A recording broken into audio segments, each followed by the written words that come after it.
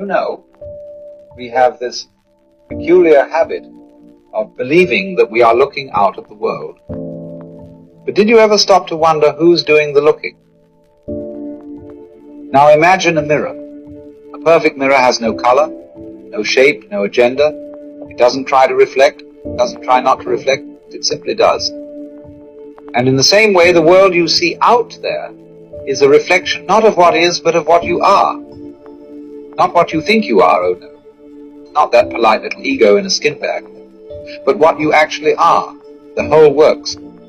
The cosmos waking up and saying, so this is what I look like when I'm me. You see, it's quite funny, people imagine they are in the universe, like marbles in a box. But it's more like the universe is in them, poured through a nervous system and interpreted through a lens called eye. And just as your eyes cannot see themselves and teeth cannot bite themselves, you cannot see you.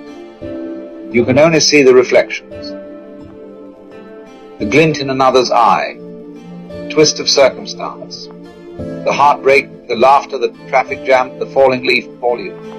So then, the question is not whether the world reflects you, whether you're willing to see yourself in it. Because if the mirror is cracked, you call the world broken. But if the mirror is clear, suddenly everything is shimmering, dancing, absurd, divine. So, what is the world? Only your own face wearing 10,000 masks. And if you smile, it just might smile back. Now, let's be clear. You don't see reality. You evoke it. That is what you call the real world, hard, objective. Over there is nothing more than a grand conversation between you and what is. Not a thing, but a dance. Not a noun, but a verb. You see, a rock is not hard unless there's a hand to touch it. And the sun is not light unless there's an eye to behold it. Without skin, fire is not hot. Without ears, thunder makes no sound. So then, hardness, heat, brightness, and noise, all the qualities you take for granted as being out there, are actually the echo of your own structure. In other words, you create the sun, you create the rain, you create the distance between your chair and the moon. Because without you, there's no far or near, no up or down, no color, no time. It's all relationship. And when you begin to notice this, really notice it, the world gets, slippery. Because you can no longer say, I'm just observing. You're participating. You're part of the paint in the painting.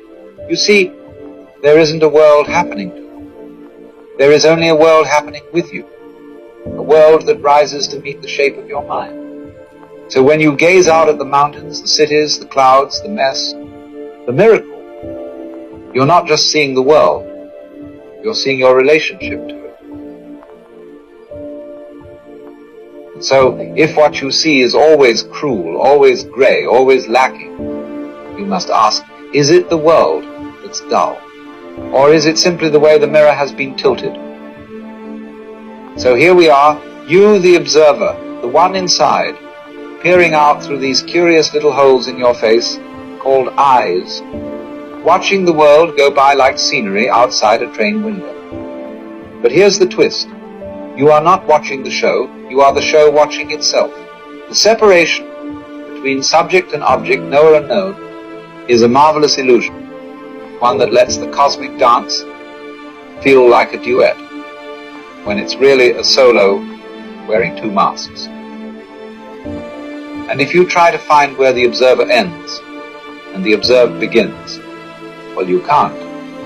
They arise together, like a front and a back, like inhale and exhale. Can you have one without the other? You see, when you look at a whirlpool in a river, you might say, But the next day, you come back and it's not the same whirlpool, because there was no whirlpool. Only whirlpooling. So in the same way, you are not a thing. You are a process. A dancing of the universe at one tiny point, where it decided, I shall look at myself, right here, through this being. And that being, quite mistakenly, began to think of itself as an island, But, my dear fellow, there are no islands, only coastlines in motion, only the sea in curious shapes. Now let's talk about mirrors. A mirror, you'll notice, is a strange thing. It shows you everything, yet it has no image of its own.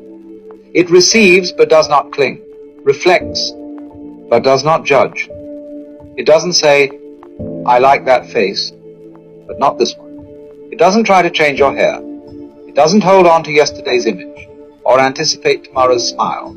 It is simply clear.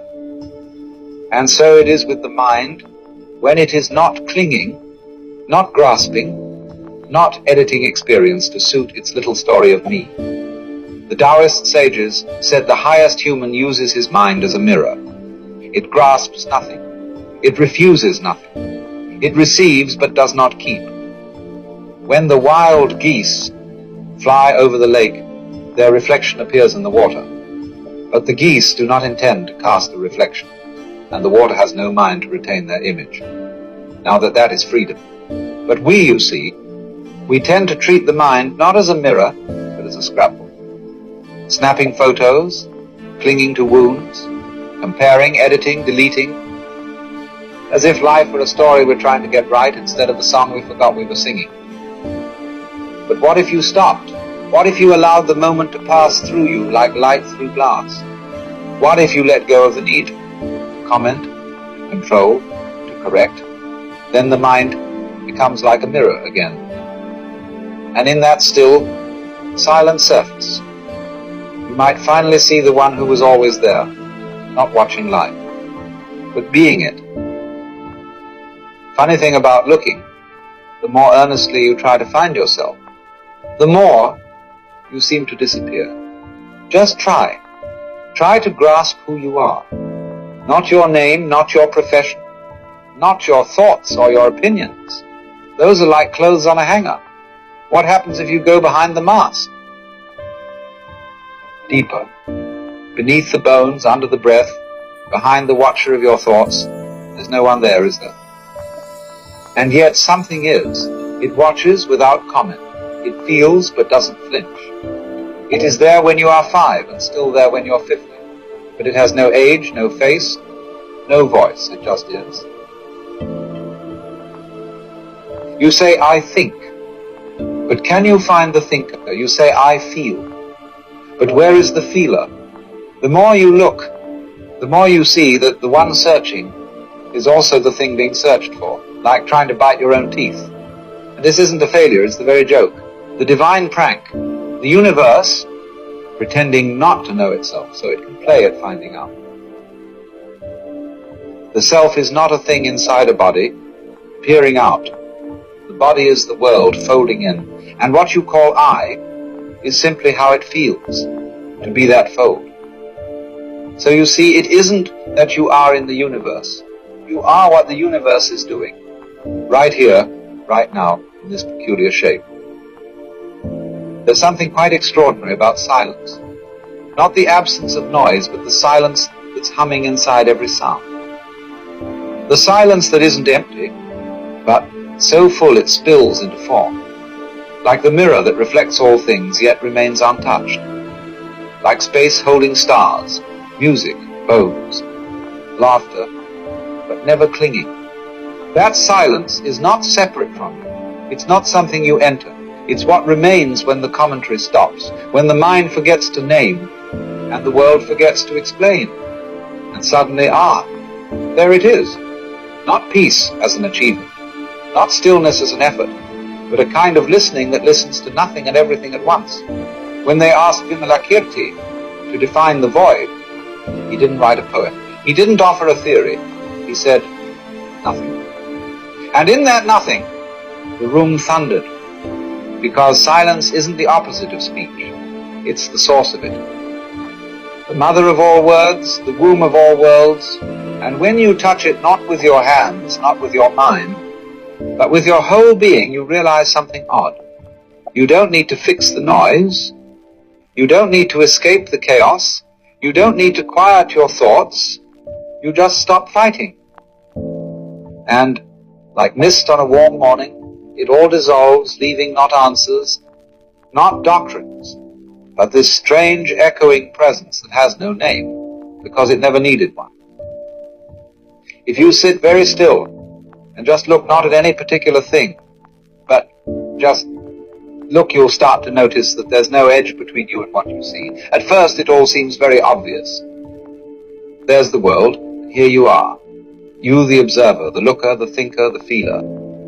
That old familiar sensation of being in here somewhere, peeking out through the eyes. But the more clearly you observe, the more this boundary begins to blur. It's not that the world disappears. Rather, it begins to echo you.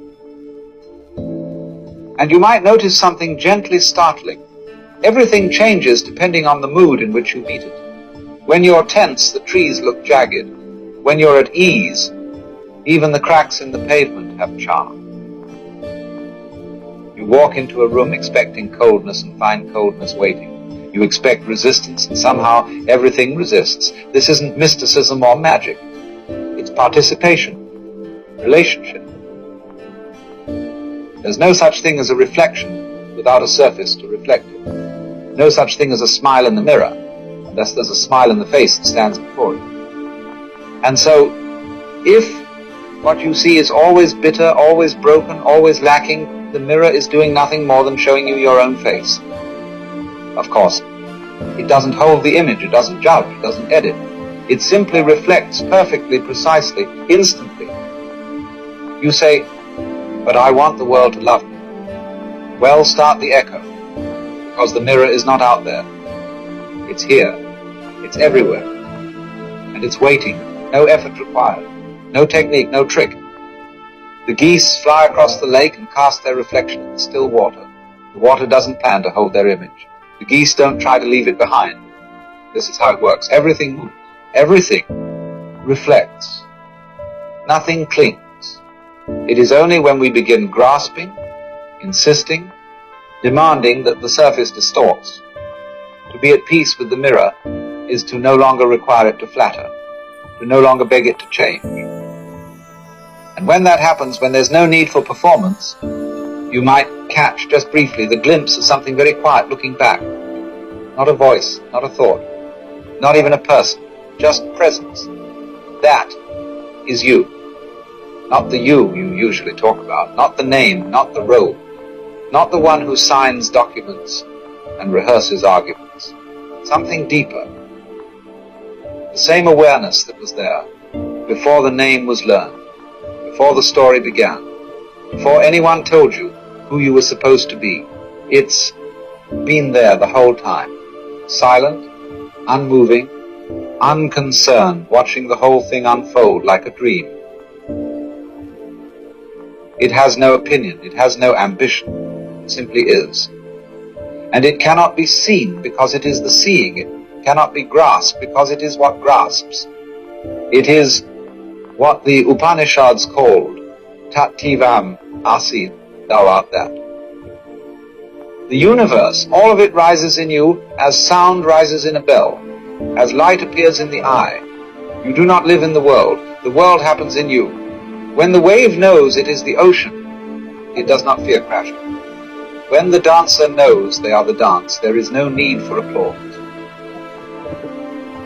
And when you remember not as a belief, but as a knowing beneath knowing that you were never outside this, never separate, never lacking, then the whole game becomes beautifully transparent. The music continues, the shapes change, the story evolves, but the silence beneath the music, the stillness within the motion, remains unchanged. That stillness is not a void to be feared. It is fullness, it is the mirror with no dust, sky with no clouds, the awareness with no face, and if from time to time you forget, as forgetting is part of remembering, the mirror will still be there, reflecting. Because the face it shows was never missing, and the one who's been looking all along was simply the looking itself.